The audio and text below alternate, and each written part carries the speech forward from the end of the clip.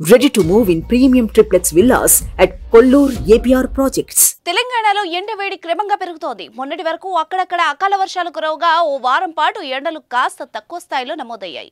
ఇప్పుడు మళ్లీ ఎండల తీవ్రత పెరగనుందని ఆదివారం నుంచి తెలంగాణ రాష్ట్రంలో పగటి ఉష్ణోగ్రతలు క్రమంగా పెరుగుతాయని హైదరాబాద్ వాతావరణ శాఖ అధికారులు చెబుతున్నారు. మరి ముఖ్యంగా వచ్చే 5 రోజుల్లో తెలంగాణలోని అన్ని ప్రాంతాల్లో ఉష్ణోగ్రతలు పెరగనున్నాయని తెలిపారు. దక్షిణ దిశ నుంచి రాష్ట్రంలోకి కింది స్థాయి గాలుల ప్రభావంతో 2 డిగ్రీల సెల్సియస్ నుంచి 3 డిగ్రీల సెల్సియస్ వరకు ఉష్ణోగ్రతలు పెరిగే అవకాశం ఉన్నట్టు అధికారులు వెల్లడించారు.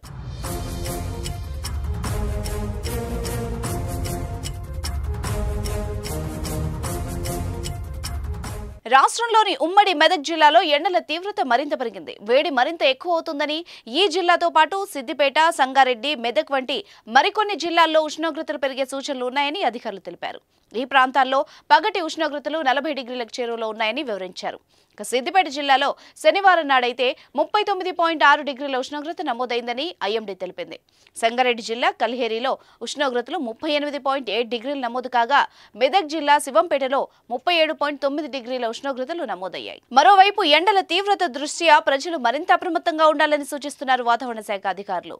మధ్యాహ్న వేళల్లో అవసరం ఉంటే తప్ప బయటకు రావద్దని అధికారులు చెబుతున్నారు. ఈ సమయంలో ప్రజలంతా అప్రమత్తంగా ఉండి తగిన జాగ్రత్తలు తీసుకోవాలని సూచిస్తున్నారు.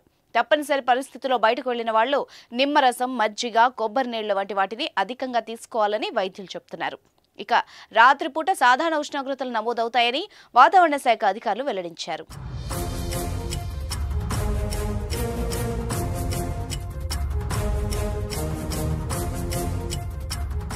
సుమన్ టీవీలో మీ పర్సనల్ అండ్ బిజినెస్ ప్రమోషన్స్ కోసం కింది నెంబర్కి కాంటాక్ట్ చేయండి.